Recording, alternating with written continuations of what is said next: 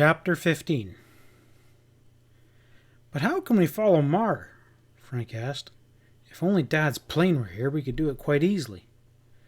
He was referring to the sleek six-place aircraft owned by their father. However, Mr. Hardy and his pilot, Jack Wayne, had flown to California with Mr. Wright. "Keep an eye on that white bird," Joe ordered.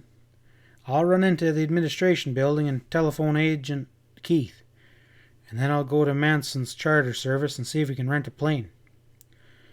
"Well, you better make it quick," Frank warned.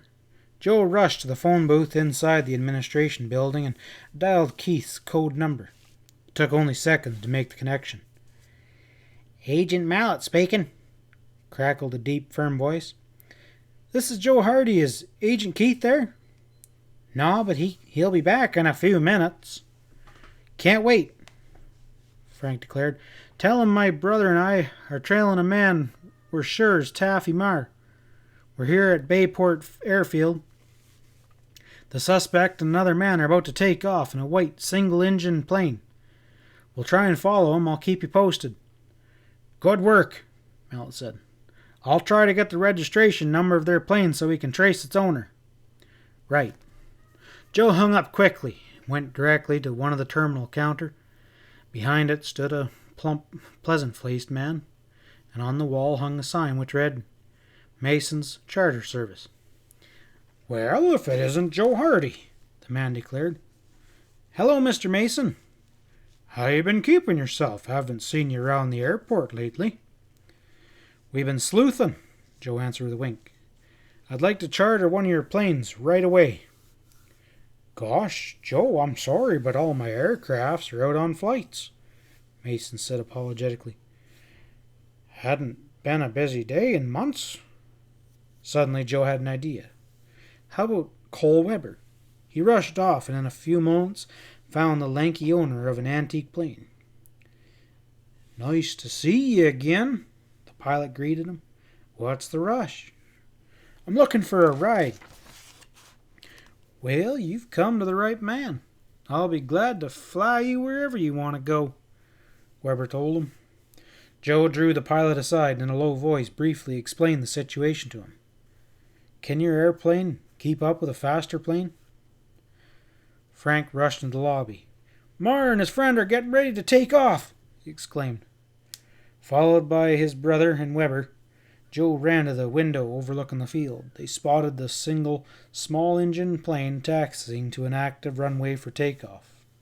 Frank jotted down the registration number. "Is that the one you want to follow?" Weber commented. "That type isn't too fast. I'm sure I could keep up with it." "Great," said Frank. "Well, we better make it snappy," Joe urged.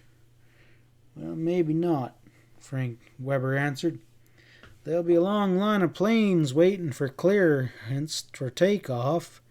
It'll be at least 10 minutes before those men get clear ground. That'll give me time to telephone the control tower, and since my plane is not equipped with the radio, they'll have to okay me for takeoff by flashing a green light." Frank said, "How about warning the control tower not to let Marr take off?" Weber looked surprised. "Are you completely sure that one of those passengers is Marr?" he asked. "Well, no, we're not," Joe confessed. "Well, then I think we better not make such a request," the pilot advised. "All of us might get in trouble." The boys nodded, and Joe said, "Well, we'll just make a chase of it." Weber went off, but soon returned. "Everything's set," he said, "and we're in luck. The control tower boys are going to let us take off from the grass shoulder of runway 6. It means we won't have to wait in line for clearance, and chances are we'll be off the ground ahead of your friends." The Hardys followed the pilot to his orange and white biplane. He drew 3 parachutes from the baggage compartment and instructed Frank and Joe to put them on while he fastened on his own. "Climb aboard," he said. The boys seated themselves side by side in the front cockpit, and Weber signaled the mechanic to help start the engine, and then jumped into the rear cockpit. "Brakes on contact," the mechanic shouted. "Brakes on contact," Weber shouted. With a single whirl of the propeller, the engine roared to life.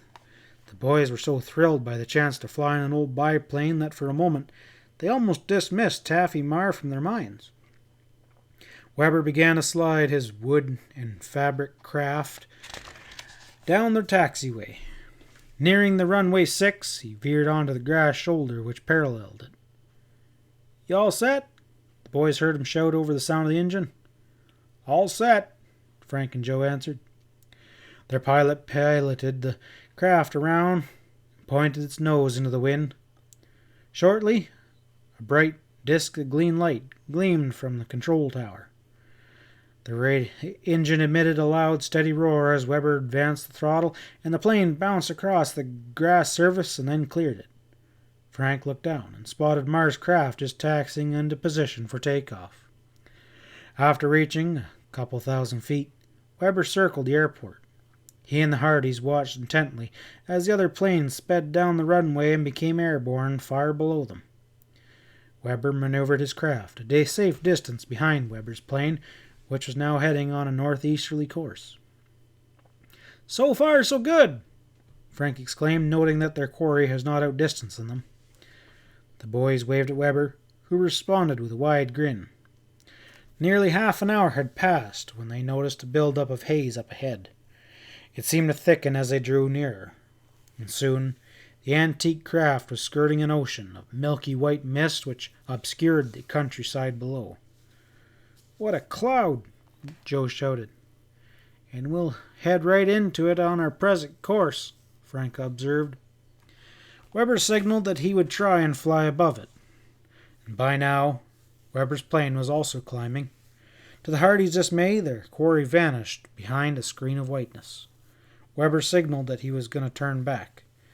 But as he banked the biplane, it was suddenly plunged into a misty void. End of chapter 15.